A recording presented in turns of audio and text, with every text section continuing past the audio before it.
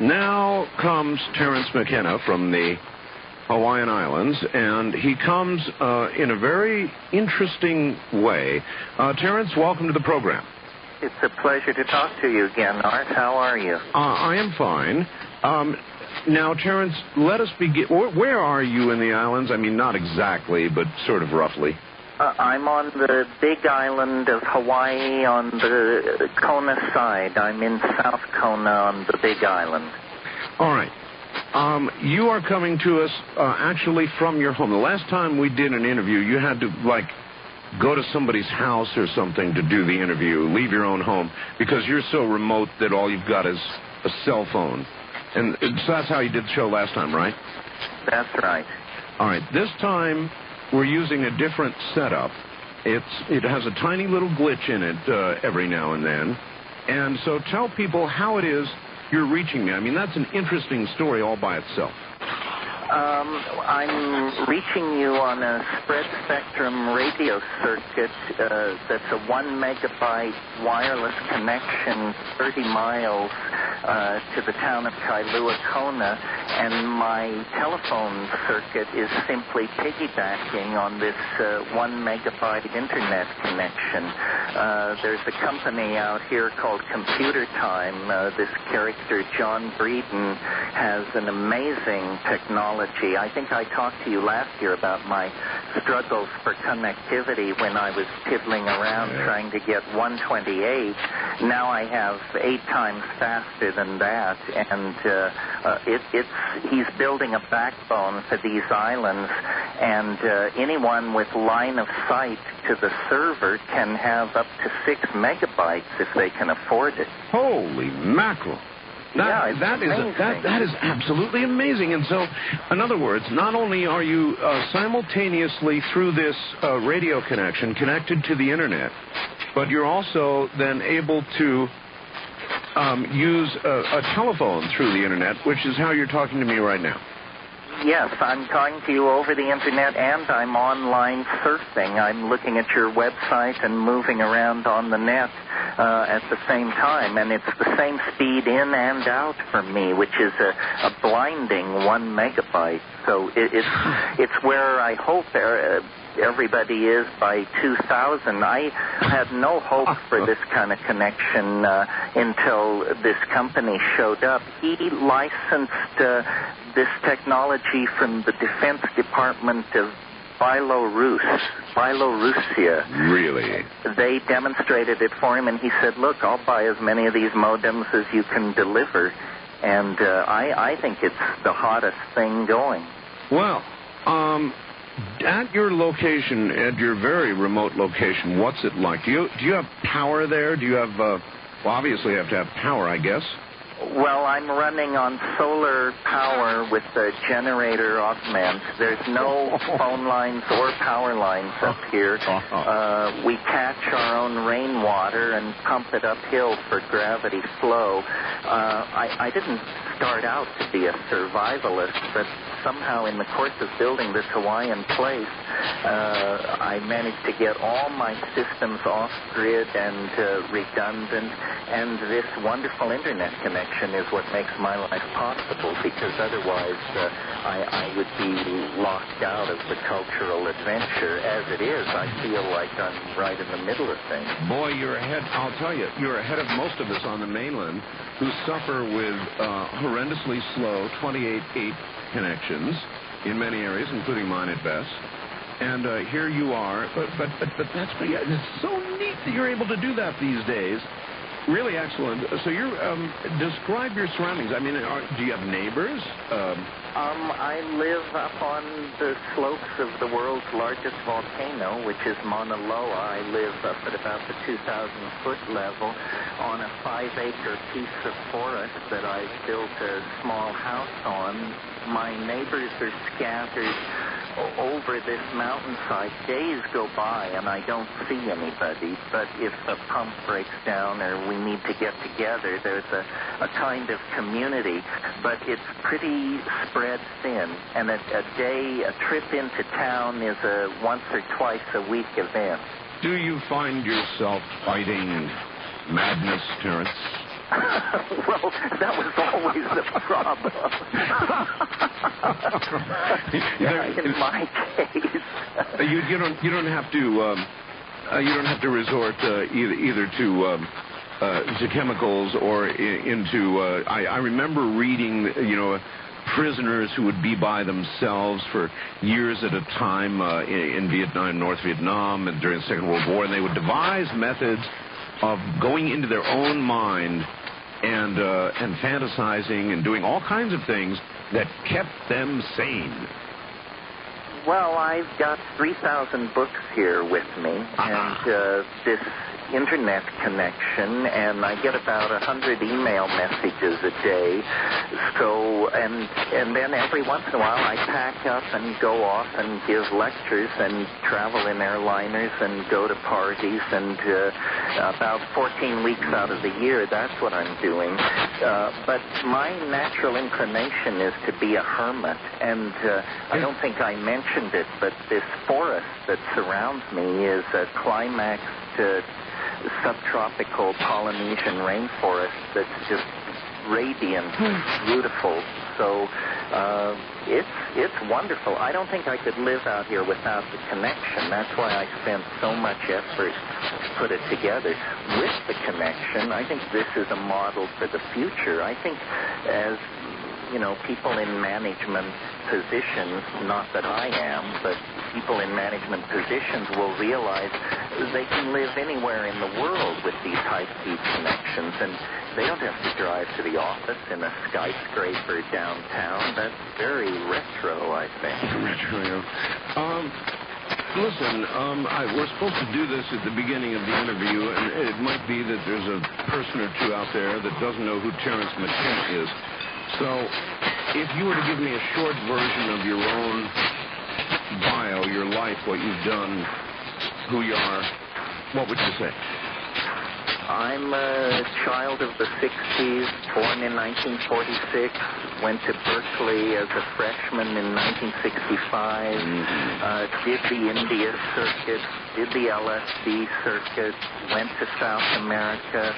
I've written a number of books about shamanism and hallucinogens and psychoactive plants, and I've sort of evolved a unique career as a cultural commentator, and I guess some kind of gadfly philosopher. And I've done a lot of stuff with young people, rave recordings and CDs and appearances and that sort of thing. And I comment on the culture. I'm studying the culture, and as you know, Art, you and I share an idea which we both perceive as inevitable truth, but not everybody does, which is that the world is moving at an ever greater acceleration towards some kind of complete redefining of all aspects of reality. And I've written a lot about that, and I have a mathematical model of it. And basically, I get to be in a very enviable position, which is here at the end of a millennium, I get to be a cultural commentator and gadfly. Let me ask you about any new insights you might have since we last talked about that. You're darn right we share that view exactly. I'm not a prophet. Maybe you are. I don't think you are. But we both know something is coming. Do you have any late thoughts on what it might be or when it might be? Well, I don't think you and I have talked for maybe 10 months or a year. I can hardly remember that far back, but in terms of the last month... Short-term memory damage, Terence? It's supposed to do short-term, not long. So after a month or so, you're supposed to remember stuff. In the last month, we've had the announcement of the apparent discovery of a new force, this accelerating anti-gravitational force. Right. We've had the announcement of a possible planet around Proxima Centauri, the nearest star to Earth. Right. The discovery of water on the moon, and then, for the quantum physics obscurantists, anomalons were detected for the first time. Now, wait a minute. I don't know about that. What are anomalons? Well, nobody did until it was announced that they'd been detected. Apparently, it's a state of quarks which allows for the formation of this hypothesized super heavy particle called the H particle. And it was all theory until last week, and then there was an announcement. I'm not sure if it's yet been confirmed. I'm sure I didn't follow on your program, but you must have gone through the 24-hour period when Earth was doomed in 2028. Oh, I did. I mean, that kind of thing is right down my alley. Sure. Well, so for 24 hours, we all had to look at that, and then, they recalculate, and Armageddon is postponed or slid sideways. I think we're right on target. Also, I think since you and I talked, the quantum teleportation stuff happened. Were you hip to that? Oh, yes, of course. At IBM, I believe it was. IBM and at a laboratory in Austria, this guy, Anton Zellinger, yeah. These are technologies which in science fiction lay out there 1,000 years, or trinkets delivered by visiting extraterrestrials or something. And yet all this stuff is not right around the corner, but upon us.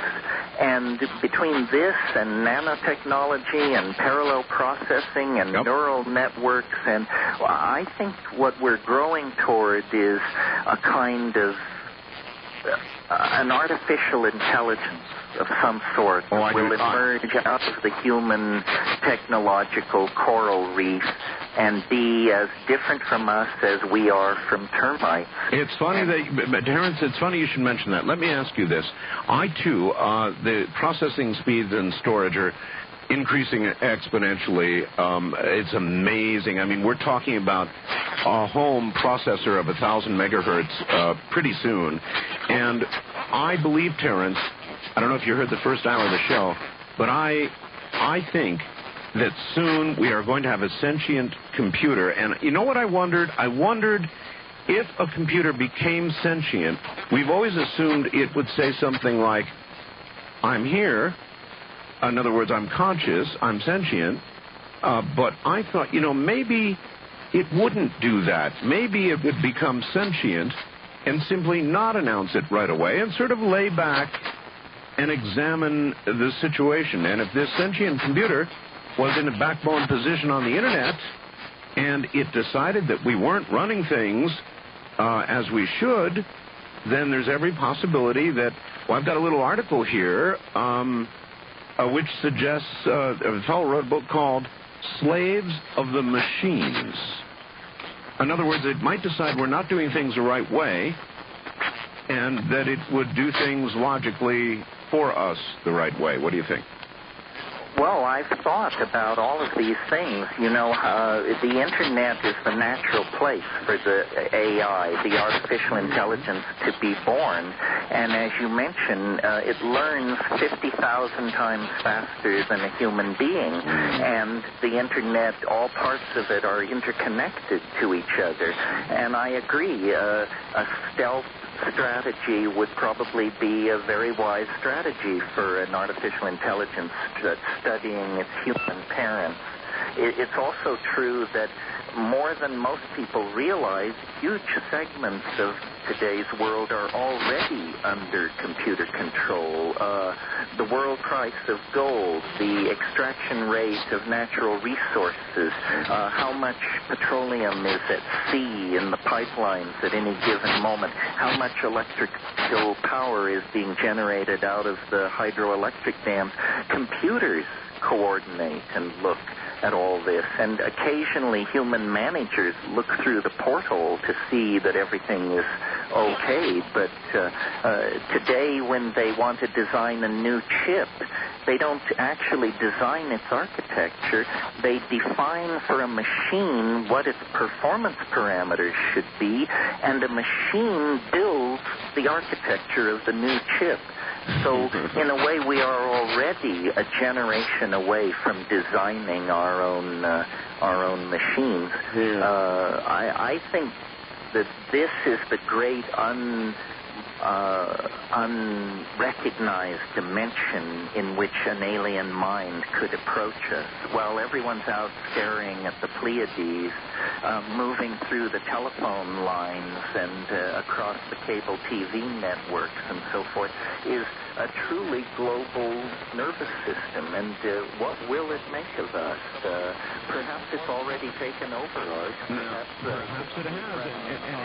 And it's listening right now to you, especially to you, your 1 megabyte connection. We can tell if you've been good or bad. So be good for goodness sake. All right, thanks for the call, man. We appreciate it. Hi, welcome to all Mr. Worldwide, so it's listening to me every night, too. And if it's sitting out there thinking about all of this, which it might be, then the question would be, if we did get a sentient computer and it thought about us, observed us, digested us, intellectually, of course, what would it conclude? And then the next question is, what do you think it would do? We'll be right back.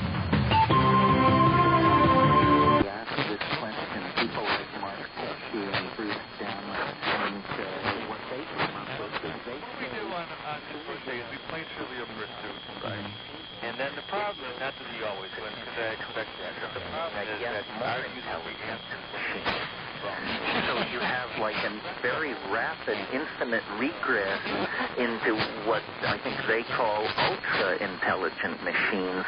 And this is intelligence where we really can't predict what it will do. It would be nice to suppose that, like a compassionate and loving God, it would smooth the wrinkles out of our lives and restore everything to some kind of Edenic perfection. Well, if that was going to happen, Windows 95 would have done that.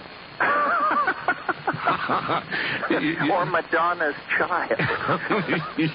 Listen, now, think about it a little bit. In other words, this computer would be an ultra, as you mentioned, ultra-intelligent.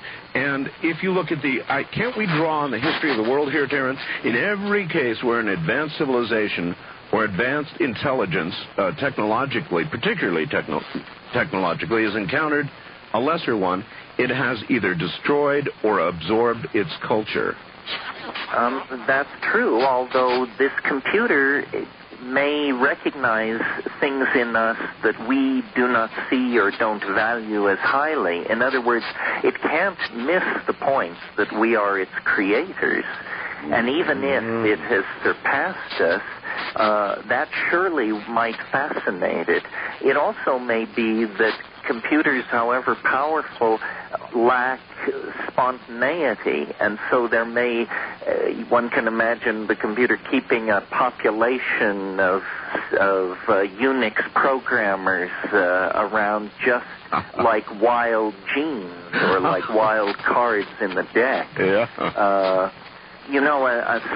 A different angle on this, but equally down your alley, I think, that I have been thinking about is the idea that extraterrestrials and this penetration of the popular mind by images of extraterrestrials is something that we may not get a hold on until we accept the possibility that the aliens only can exist as information, and therefore the Internet is the natural landing zone for these alien minds. They're Terence and my program. No, I don't think so. You're not saddled to the nuts and bolts school at all. I think you're broader, deeper, higher, wider than that. Well, no, but what I'm saying is if I open a line for aliens, I get them, Terence. They land here, believe me. Do they? You've never heard me do that. I open every now and then an alien line or a time traveler line, and I can't answer it fast enough. Now, that's either a comment on the state of modern society and mental health, or it means something is going on, or both. Or both. Both, I think, because, no matter what the alien is, we interpret it through human experience, and God knows our human experience is tweaked enough at the end of the 20th century. But, I can imagine that the discoveries in quantum physics in the realm of non-locality, which seems to be showing that information generated anywhere in the universe can theoretically be extracted anywhere else in the universe. You put that with the testimony of shamanic cultures using psychedelics, and you begin to get the idea that the tapping into these quantum information fields is not done with enormous machinery built in Switzerland or Batavia, Illinois. It may be that the human brain, in combination with certain plants and chemicals, is the best sort of instrument for sorting out these whisperings from the quantum mechanical realm. And, of course, it's all interpreted through folklore, and so you get fairies or you get aliens. But if we could get behind the cultural filters, I think we might discover that there really are alien companions to the human experience, but they're not around, and it's fruitless to expect them to behave as though they had bodies and technologies that we can comprehend. I think it's much deeper and stranger and closer than people realize. I mean, people expect news of the UFOs to come to them through the mass media, when in fact the psychedelic culture is willing to offer evidence that it's a personal relationship, and it never gets the imprimatur of official science, and you never hold a press conference, and the president never gives you a message, but it doesn't mean that your connection into non-human intelligence through the imagination isn't real. Well, the imagination that aided enlarged by psychedelics. You think that is one valid route? Yeah, and I think we can even sort of see why that is. I think cultures are kinds of virtual realities where whole populations of people become imprisoned inside a structure that is linguistic and value-based and so forth and so on. Well, then the psychedelics, as it were, shuffle the deck. They dissolve these cheerful cultural assumptions, and whether you're a Viennese psychotherapist or a Maori shaman or whatever you are, suddenly you discover you're outside your cultural values, and in a way, outside of cultural values is a domain like a superspace, a kind of hyperspace where the past and the future are not nearly so dimly beheld as they are in ordinary reality. Obviously, evolution and habit has made ordinary perception the servant of paranoia to try and keep the body alive and fend off attacking saber-toothed tigers and so forth and so on. But the imagination begins to look like some kind of faculty or sense which humans have, which is non-local, and which is telling them about the larger picture and trying to coordinate them with the larger picture. And, some cultures celebrate the imagination, and some cultures seek to suppress it. All right. I'm going to ask you about something. Somebody wrote me a fax from Santa Ana, a big fan of yours, and said, whatever you do, Art, don't ask Terence about DMT on the air. He said, my heart can't take some of that kind of stuff. As Terence says, and this is supposed to be a quote from you, one might die of astonishment. Is that a good quote? I think what I said was the only danger with DMT is one has to fear the possibility of death by astonishment. That's even better, actually. Now, DMT, of course, is very much an illicit, illegal drug war kind of target drug, right? Well, it's listed in Schedule 1. It's never had a commercial presence because there isn't any, basically. In other words, whatever the demand so exceeds the supply that changes the here. It's known to the political intensity of psychedelic experience as it is. I've been quoted as saying it's the most intense experience this side of the yawning grave, and I would pretty much stick with that. What is DMT? Well, chemically, dimethyltryptamine, an alkaloid, it's very common in nature. In fact, in spite of the fact that it's a Schedule 1 substance, it occurs in the human body, in the human brain. It occurs in numerous plants and animals in small amounts. What it's doing there, of course, we don't know. Now, if it weren't illegal, we could do scientific research and find out. Well, you know what, Terence? Maybe it's part of our consciousness. In other words, mankind, what distinguishes us from other non-sentient beings, and I think one thing is imagination. Is it not possible that DMT or something like it is the substance that accounts for our imagination? Yes, it's something like that. I mean, when you have a hit of DMT, it's as though your imagination just turned on about 1,500%. That's why the death by astonishment thing. I mean, yes. We're used to, a speed bump in the imagination of a person over 40 is an enormous thrill. Well, this is, a 350-foot cliff. So it's extremely impressive, and the way it approaches you is it is that which you cannot imagine. And in the space of about 15 to 30 seconds, that which you cannot possibly imagine becomes totally manifest all around you. And it is bizarre.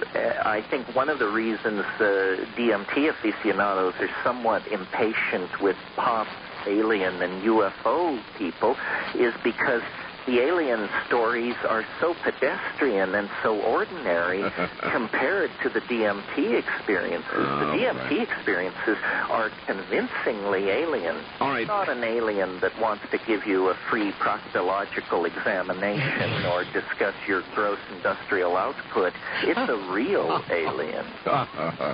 All right. Describe for those who don't know, and we'll never find out, what the DMT experience is. When you take this DMT, how long does it take to come on? How long does it last? It comes on in about 30 seconds. My God. And there is an initial sort of swirling, this is with your eyes closed, lying down, a kind of swirling mandalic pattern, which you, if you've taken a sufficient dose, which is about 50 milligrams, you break through into a kind of space, and the impression is overwhelming. Not that a drug has suddenly begun to work on your body and mind, but that you have come through to another place, and you do not feel physically stimulated or sedated. You feel as though nothing has happened to you except that the world has been replaced completely, 100%, with something absolutely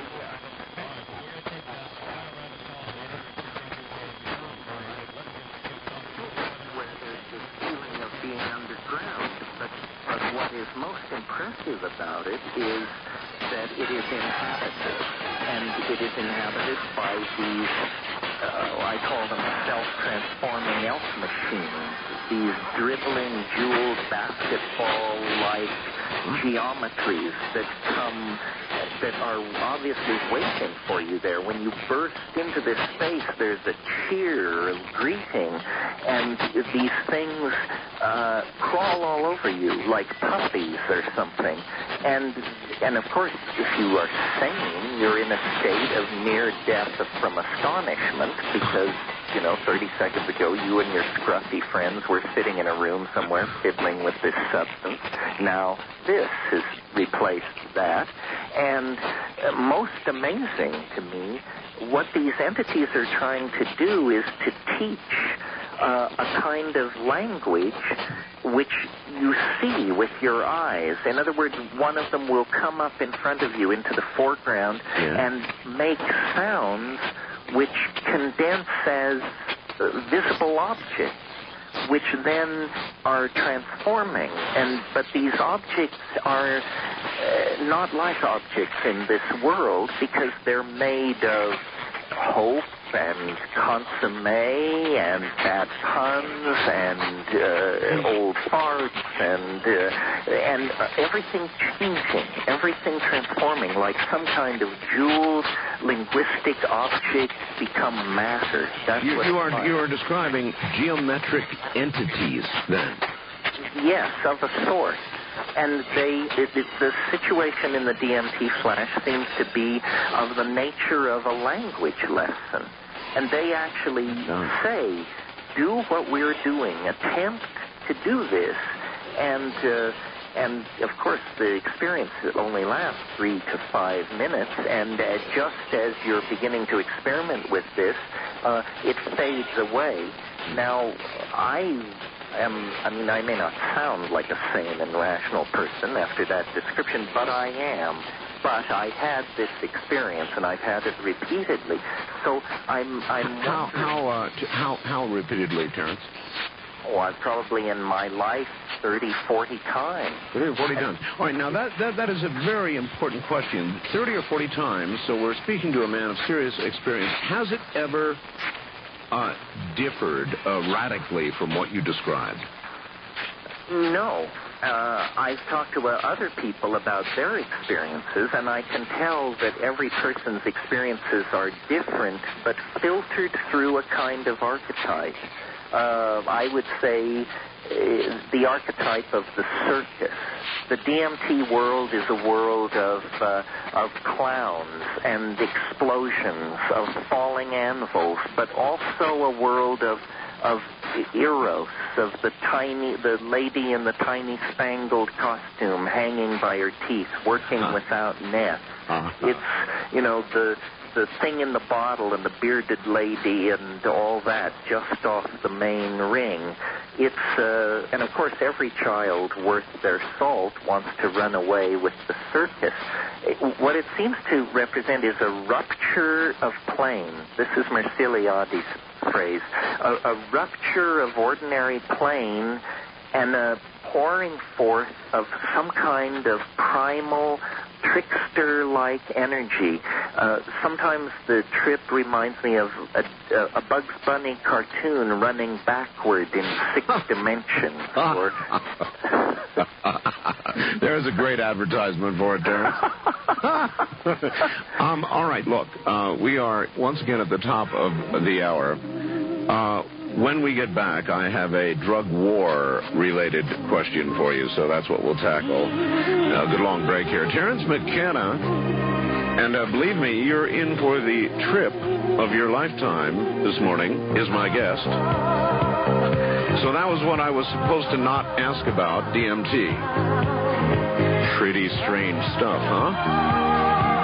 I'm Art Bell from the high desert. This, of course, is Coast to Coast AM, and we will be right back.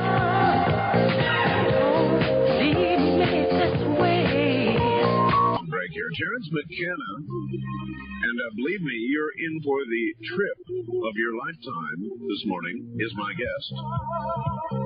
So that was what I was supposed to not ask about, DMT. Pretty strange stuff, huh? I'm Art Bell from the high desert. This, of course, is Coast to Coast AM, and we will be right back. Well, if there is a successor to Mr. Leary, it is my guest, Terence McKenna. A remarkable, remarkable man. And we'll get back to him in a moment. Here is an idea that is 6'3". All right, here's some facts which says Terence is a great mind, and I wish you'd have him on more often.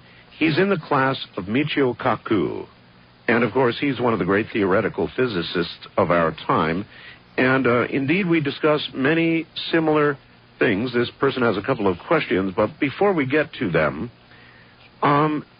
there is something, Terence, that a lot of people probably are not comfortable with, and that is somebody who, in his lifetime, has ingested as much LSD, this new drug of yours, DMT, and God knows what else, probably a lot, is not supposed to sound as articulate and as literate and as well-preserved mentally as you do. And many people who are allies in the war on drugs probably hate your guts. Well, you wanted me to defend clarity? I mean, well, no. What can I say? In other words, first of all, my life of drug exploration and drug taking is, as you say, broad and deep, never reckless, always with a deep interest in analyzing each experience before moving on to the next one. None of the psychedelic drugs are drugs of addiction. That is a whole different category of drugs, which I am not particularly interested in defending. I do think it's one of the great tragedies of 20th century American society that we have created a generation gap or several and criminalized much of our middle class by taking substances which other cultures had no problem coming to terms with. All right, let me stop you and ask you right there about that. You mentioned drugs of addiction, which you don't defend. Fine. Psychedelic drugs, Terence, why are they illegal? They're illegal because the people who take them tend to question established cultural values. That's absolutely why they're illegal. No matter whether you're a Hasid or a Communist Party official in North Korea or a government or church official in Brazil, if you take psychedelics, you will ask yourself, does my life and what I do make sense? Do you mean that, for example, a psychedelic experience could turn a communist against communism? Absolutely, I think it could. I think in many cases it did. How could the idea of atheistic materialism maintain itself in the face of the counter-evidence of the psychedelic experience? What the psychedelic experience is saying, essentially, is that everything is connected in a way that is not woo-woo or emotional, but actually palpable. And therefore, our actions have consequences. Now, most political agendas deny their consequences. So, for instance, Marxism had this theory of how human beings are that was so off base that eventually it had to be pitched out. Consumer capitalism has a theory of human beings and what constitutes their happiness that looks pretty hollow from the point of view of the psychedelic experience. I think, postmodern ideologies, Marxism, consumerism, so forth and so on, have based all their planning on an assumption of the absence of spirit. And in fact, this is not true. There is a spiritual dimension to humanness that cannot be denied. Now, it can certainly be distorted, and that's another side of things.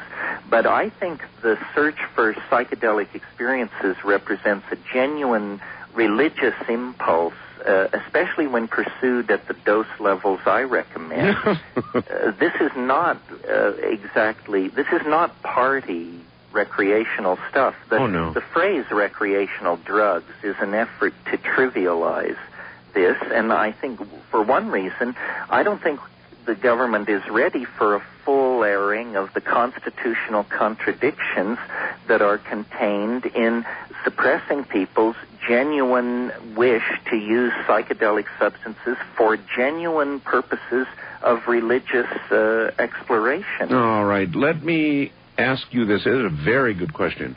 If everybody in the world were to have a psychedelic experience of the kind you described in the last hour, this amazing psychedelic experience that might kill you from amazement or astonishment when you take it, what would the result be? What would the social changes be? What would the new government structure, if any at all, be? What would we all be collectively after that experience? I think I can't see the end result except to say that I think a lot of flexibility would come into the system, that a huge amount of our social structures and our political structures run simply on momentum. And I think that momentum can be fatal. And it's that momentum that these huge reality-shattering psychedelic experiences deflect, because they push the restart button, and suddenly the innocence of childhood is not a phrase or a memory. It's a revivified experience. So you're saying an adult, somebody even my age, you and I are about the same age, by the way, could do something like this and revisit the astonishment, the newness, the discovery of childhood? Absolutely. And more. I mean, that's a mild thing to claim, knowing what is possible. But we have all seen on television, Terence, the frying pan with whatever it is, frying in the pan, being compared to our brains. Here are our brains on drugs. Well, as I pointed out, DMT occurs naturally in the human brain. It's nice to see these things simplified down to slogans that can be shouted by one hysterical faction against another. But I think more thoughtful people are beginning to realize these are complex issues. I mean, what we're really talking about when we talk about drugs is the future chemical engineering of the collective states of minds of millions of people. You mentioned everyone has seen this frying brain thing on TV. Yes. TV is the great unexamined and unstudied drug that has been foisted on the consumer populations of the world. Television has been studied. It has a physiological profile no different from any other drug. Your blood pools in your rear end, your eyes glaze over, your brain waves go flat, and you become the perfect pawn for somebody else's trip. It doesn't even give you your own trip.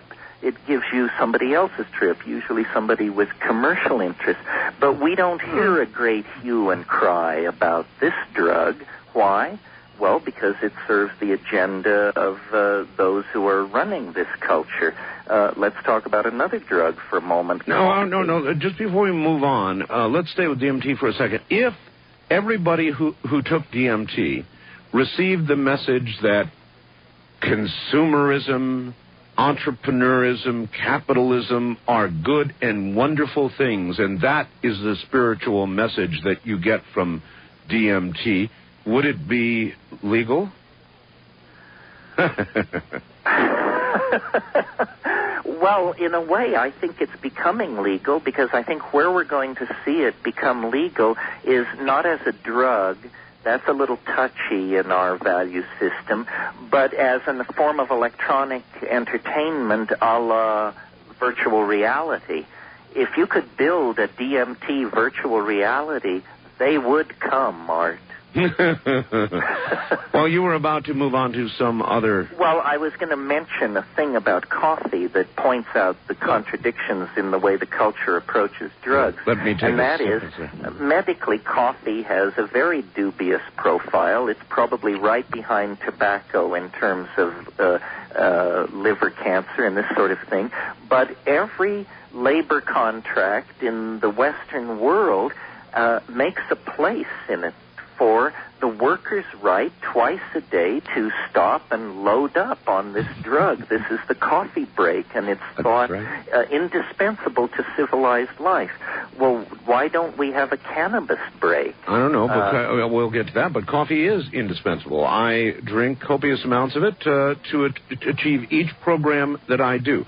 So then I guess I am... It is perfectly suited for the industrial process of the manufacturing of objects, television programs, production schedules, you name it. It's a marvelous drug for an industrial economy in the same way that I suppose coca in South America is a marvelous drug for a high-altitude herding, nomadic population. In other words, these drugs fit certain social situations.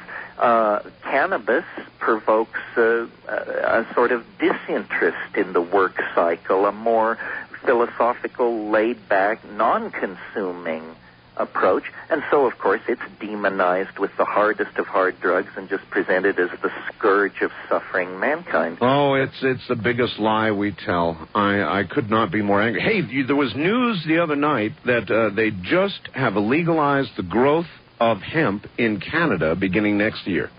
I heard that it was BC. I didn't hear it was all of Canada. Oh, just BC. Well, anyway, that will be a grand experiment indeed, so I'm glad to see it. Well, eventually I think the drug thing will change because, for one reason, Europe is way out in front on this. European politics is not under the thumb of a right-wing fundamentalist agenda the way American politics is, and a lot of European social policy is actually made quite sensibly and not along ideological grounds. And the statistics, for instance, that Holland, with the loosest drug policy and legalized prostitution, has both the lowest rate of heroin addiction and the lowest rate of AIDS infection in Europe. Public health officials, whether they think of themselves as conservatives or liberals, have to live within their budgets. And when they see that certain policies cause certain problems to disappear, that frees up money for other things. And so the Dutch experiment, it's not well reported in America, but I think at the policy-making level, it's being looked at very closely. So they have not as much AIDS, they have not as much addiction. What about, you covered a very important point with respect to coffee. It's a drug of productivity. Right. What about productivity? Has their productivity declined? Is there any record yet to go on? What do we know? I don't know. I can speak from being there, and I can say yes, that I think what you have to put up with is a whole society that is sort of like a college student's apartment. Have you been to Amsterdam? I have not. I've been right next to it, but I certainly... My wife was trying to get me to fly to Amsterdam, and I should have. It was just a short little hop, but we're going back to Europe, and I will go visit Amsterdam. Well, you'll see that it's a country which is like a college town. So that's the cost of having these laid-back, easygoing attitudes on these social issues. But before they would allow that to occur in America, they would machine gun people to the ground. Well, this is the problem, that we inherit, we have a political dialogue which is extremely shrill. We tend to splinter and factionalize, and then people get into take-no-prisoner attitudes, and they want to launch holy wars. And, I once heard politics in America described as a civil war in a leper colony. Is that right? And listen, while we're on the subject of today's political scene, you know what all the headlines are, and everybody's talking about it. What I call the gropening. Well, I think, you mean what do I think about all this? Yeah, of course. Well, I think it's a fascinating situation when the Republicans are contemplating impeaching a president with a 72% approval rating. I think what this may be all about is it seems like some kind of culture war is coming to a head. No pun intended.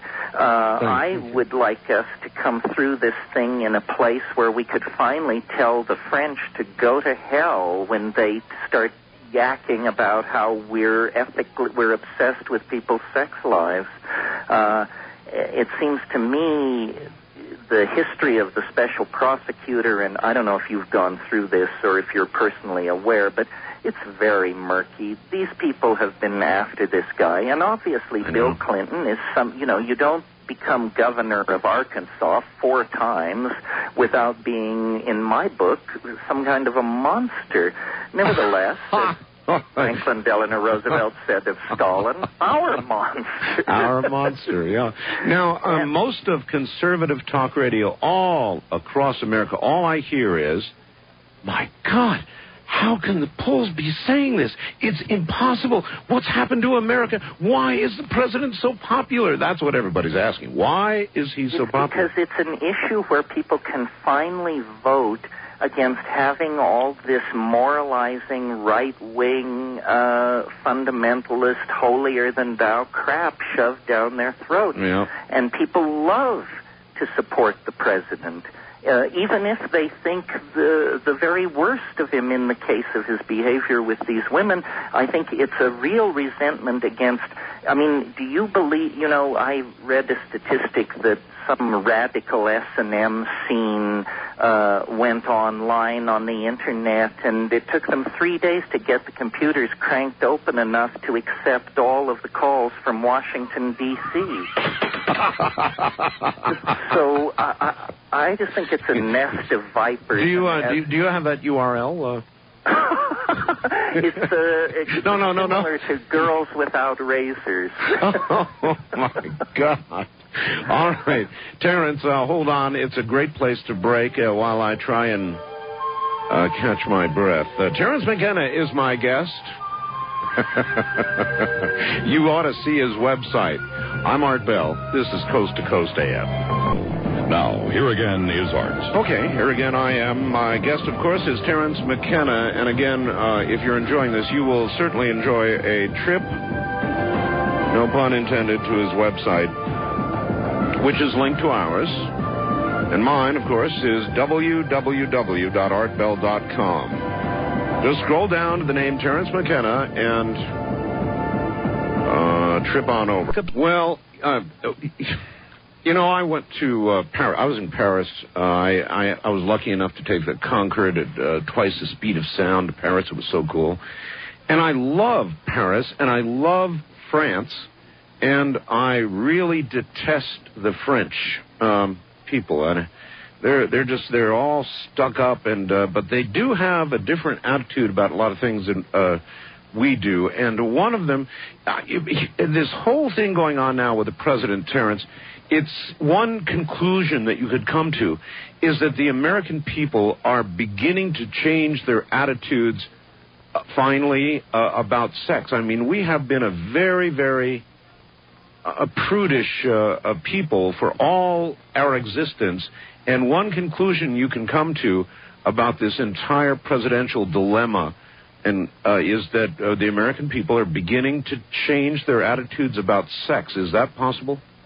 Yes, I don't think you can conclude anything else. They are changing their attitudes about sex, and they're accepting that the depth of penetration of modern media into people's lives is going to bring them this information, and they don't want it to mess with the political process, which is, as you say, a very French attitude. Let's let these people have their personal lives. I'm sure Hillary can discipline Bill if that's necessary, and the rest of us should get on with the business of governing. And that is what the right wing across America cannot understand. And so they are simply being puzzled. They're trapped in this great puzzle of, my God, what's going on? Well, what's going on is we're growing up a little bit. Isn't that, I mean, after all, the French have been around so very much longer as a nation. And is this a nation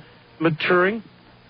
Well, I think not only is that what's going on, but the right wing needs to look closer to home. What's going on is they're getting ready to commit suicide for the second or third time in 4 years by moving to impeach one of the most popular presidents in the 20th century at the end of the most brilliant economic expansion the country has ever known. This is a prescription for catastrophe for the right, and they're charging ahead full bore with their usual devil-may-care attitude. So once again, they've invented a new way to commit suicide. Well, I, first of all, don't think that the political right wing, when you break it down to individuals, sexually is any different at all than the political left wing, perhaps the only difference being that they keep their whips and chains in closets. Yes, I think it's to try people for their sexual peculiarities and faux pas. It is a sign of a totally juvenile country, and as you say, I think we're moving beyond that. Now, if this president had fouled up the economy and the stock market were down 1,000 points, then there might be some political rationale in all of this. But at the moment, it appears just madness to me, and I think will be very detrimental to any long-term right-wing agenda. Well, the right wing, of course, if those conditions had prevailed, would have burned, put Mr. Clinton on a stake and burned him alive, and the left wing would have quietly accepted that, and we would have moved into a sort of an older, more Victorian period, but it doesn't appear as though that is going to happen. And as you point out, the right wing is probably going to self-immolate if they proceed as they are right now. Yes, I think, was it last weekend where Trent Lott said he thought the special prosecutor should put his cards on the table, and if it didn't fly, to drop it. And then they jerked him around, and 24 hours later he was calling for focus on the president's role in obstruction of justice and all this. So they can't get it straight. They have incredibly bad political instincts for a majority party in the world's most dynamic democracy. Even though individually they're not sexually, in my opinion, any different than anybody else, politically, they seem to not be able to leave the moralistic line. And I'm not suggesting that immorality is necessarily a virtue, and I don't mean and intend for people to believe that, but simply a tolerance. They want to be left alone. They don't want somebody else to set their moral agenda. People like their Hustler magazine, and they like their beer, and they like to do what they like to do. To my mind, that's a more authentic American impulse to do what you want to do than this recursion to the Puritan impulse, which is to tell everybody else what to do. What's the fun in that? All right. We are shortly going to go to the phones, and that should be quite an experience in itself. I've got a fax here, which I guess I had to read you. Art, I just wanted to thank you for having Terence on your program. And he has these questions. Impacts of currently legal drugs in our society, in other words, alcohol, tobacco, sugar, compared to the impact of currently illegal psychedelics in our society, like marijuana, LSD, and psilocybin. Multimedia film he worked on recently entitled Strange Attractors, shown a few months ago here in Austin, Texas, with a message of psychedelic consciousness. What exactly were the blue apples referenced in the film and your message behind it? Well, first of all, let me say that was a film that I was an actor in. I was not the director or the writer, so I wasn't in control of the message. The blue apples were simply symbolic of all psychedelic plants. They didn't want to name a specific psychedelic plant, so the blue apples became a symbolic carrier of all of them. As long as the subject has come up, I would recommend to people to see that film. It certainly is state-of-the-art for computer graphic special effects on small budgets. It was done by Rose X Productions down in Austin, really talented friends of mine. All right. Here's another one. As a teacher, website publisher, and author, I am convinced now that genetics will have more to do with the next 200 years than any other science. In that regard, when we learn how to recreate ourselves, then might we be able to produce humans with minds that are capable of understanding the connection between mind and energy and mind and matter? Could we not then recreate our entire selves and the universe?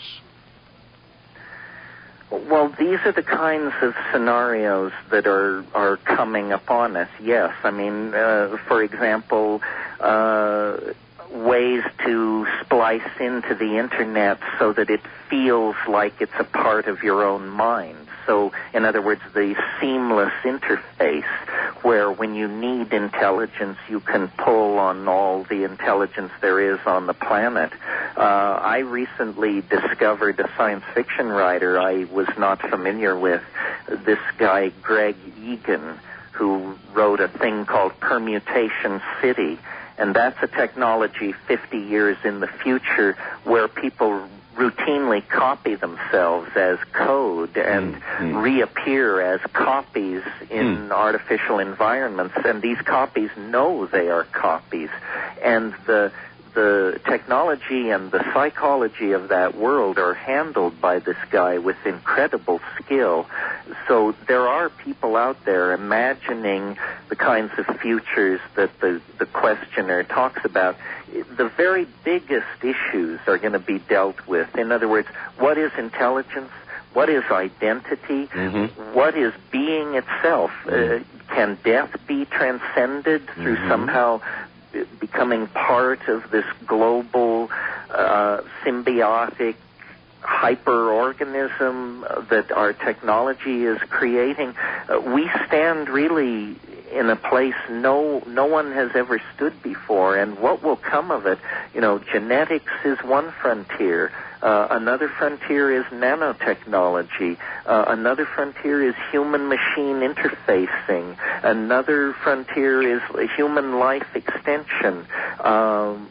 When you pile up all this stuff and realize that major discoveries are being made in all these fields simultaneously, you begin to see that the morphogenetic momentum for this thing that wants to be born out of the human species is at this point almost unstoppable and inevitable, I think. We're all just witnesses to this unfolding. This is the culmination of 25,000 years of human striving and technology testing and language acquisition, and now we're about to make the big leap into the great question mark. You mentioned copies, Terence, copies, that we'll be able to have copies of ourselves. Now, that's very interesting. A copy would be a precise copy of us, and you said it would know that it is a copy.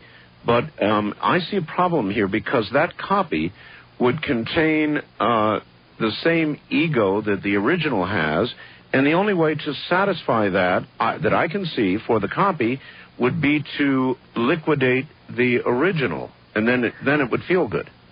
Well, these kinds of feelings and situations are what drives Greg Egan's fiction. His copies behave like human beings with drives and neuroses, and but his main strength doesn't lie so much in portraying the psychology of these people as in imagining and describing in a way that convinces you it could be the technologies that will make this stuff happen.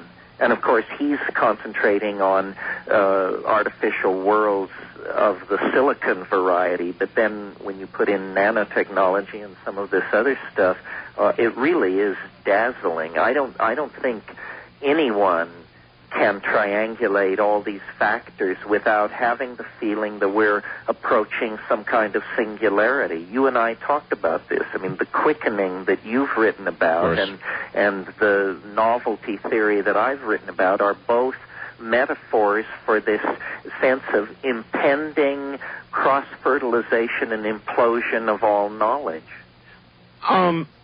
Before we leave the present day Silicon area, I want to ask you about this pending incredible doomsday Y2K scenario in which, 2000 is going to come and the mainframes are going to crash. My God, there goes Social Security.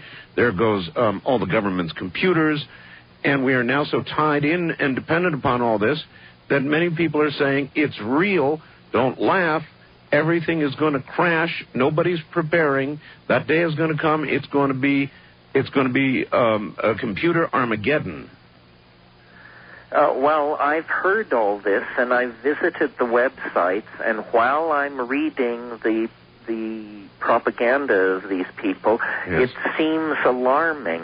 On the other hand, I have an intuition that it represents some kind of culling. I mean, the word has been out now for about 2 years, and more institutions are scrambling to become 2000 compatible. But they're not making it, Terence, and one has to ask the obvious rebellious question could it possibly be a good thing? Well, and how extensive will it be? That's the question that where the experts seem to differ. I've seen pieces which say it's a hiccup on the way to the end of history, and other people say it is the end of history. Well, it would certainly bring an awful lot of paradigms and institutions tumbling down all at once if the doomsayers are correct, and I would think that you might consider that had an upside somehow. Well, it depends on how far back it takes us. In other words, if it takes us back, the ones who are heading for the hills with dried meat, if they're right, that's a little disturbing. If, on the other hand... I'm advertising absolutely fresh abacuses or something. Yes. I think that as we get closer to it, the spending curve on the problem by corporations should tell us how real it is. Well, that's true. It's true. their goose that's going to be cooked. So let's watch company outlays for Y2K consultants, and if it soars toward infinity, the rest of us better start packing our lunches. But what I am told is that it's too late. That even if they took all the computer programmers capable of going to work on this problem and started them right now, they wouldn't even get close to solving the problem by the time the magic day hits and everything goes kaboom. Well, maybe that's not true.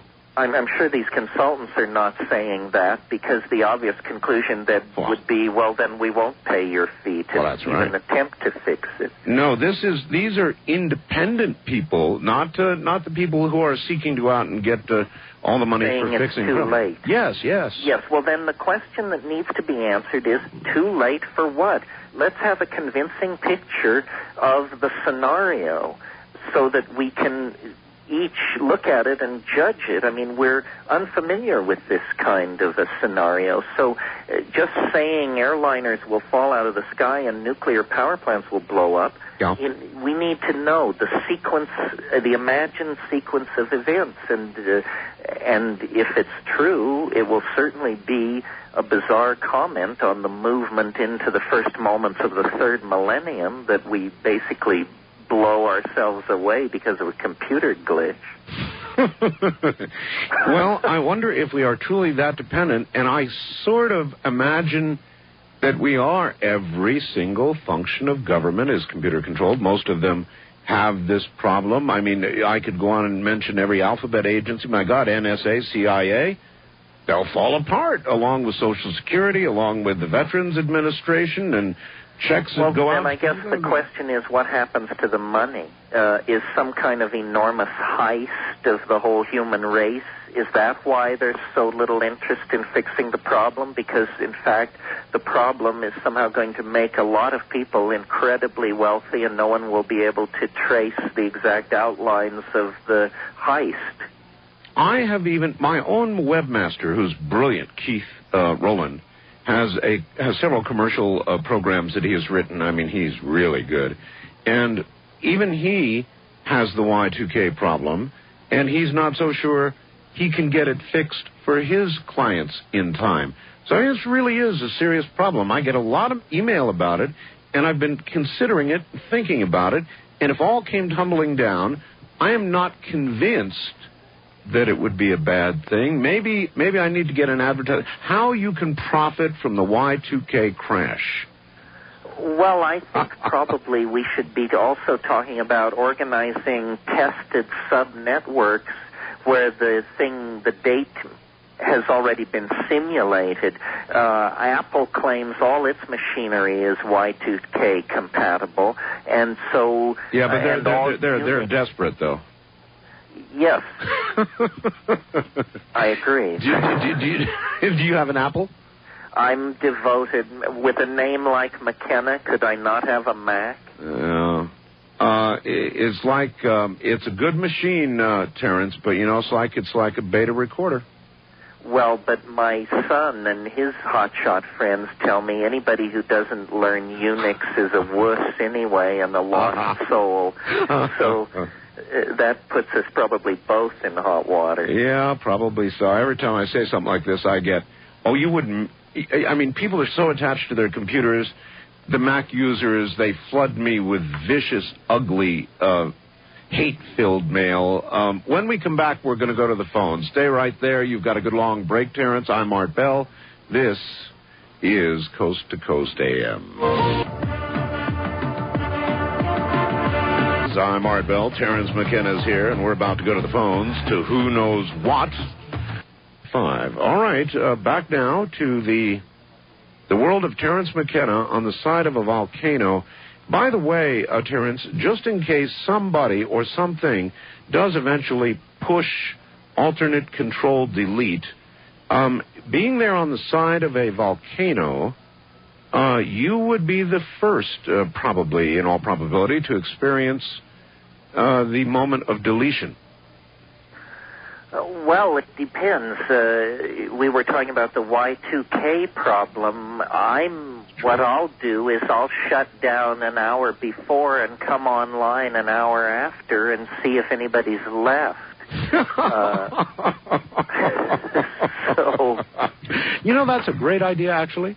As far as living on this volcano is concerned, it is true. It's the devil we know. It's been in constant eruption for 13 years. We tell ourselves it's all over on the other side, which it is, but of course that's 50 miles away. But it's kind of nice to have all our problems packaged into one problem and to have it be a natural problem, so there's no point in us whining and grossing about it. The volcano is the volcano. So now, I'm not an expert on things volcanic, but I do think that the great danger is not the slow, constant eruption that you now experience, but rather if a lava dome were to begin to be in place and the entire volcano were to start to expand with pressure until finally the entire thing blew up, creating probably a new island or new portions of an island, but in the process, erasing Terence McKenna and everybody else. Well, people have only been here 1,000 years or so, and what went on in the remote past of Hawaii, I think there were very dramatic geological events. They had an International Geological Congress out here in Hilo a couple of years ago, and there was evidence presented for these enormous underwater land slippages that happen out here, local tidal waves of 2,000 feet. That's right. In part of the picture. That's right. Yes, well, the Earth is a violent place. This little asteroid scare last week was a wake-up call. There's, on every level, nature is relentless in continuing to deal and redeal the deck. That's why every window of opportunity that isn't acted upon is somehow an opportunity forever lost. Well, I have felt for a long time that somebody's shuffling the cards right now. Anyway, listen, here we go. Let's go to the phones. First-time caller line, you're on the air with Terence McKenna in Hawaii, in the boondocks there. Where are you? In New York. New York. You're going to have to yell at us. Boy, you're not too strong. Yell at us. How's that? Better. It's better for you. I can still not hear this guy, so relay the question, Art. All right. Yell the question. Okay. Well, I'd like to ask Terence to analyze an experience of mine. First, though, I want to ask him, can DMT in your brain be released by intentional means? Perhaps okay, with others? well, that's a very good question, and there's not a very good answer. If DMT could be released by spontaneously or through some act of will, we might have an explanation in hand of certain kinds of paranormal phenomena. Years ago, when I studied yoga in India and read all these yoga texts, I was on the trail of the idea that using your body as a chemical factory to naturally manufacture these active hallucinogens may be what yoga is about. And I still think that that's a reasonable hypothesis. When DMT was first discovered, people thought that it was going to shed light on schizophrenia, and that surely schizophrenics must be producing large amounts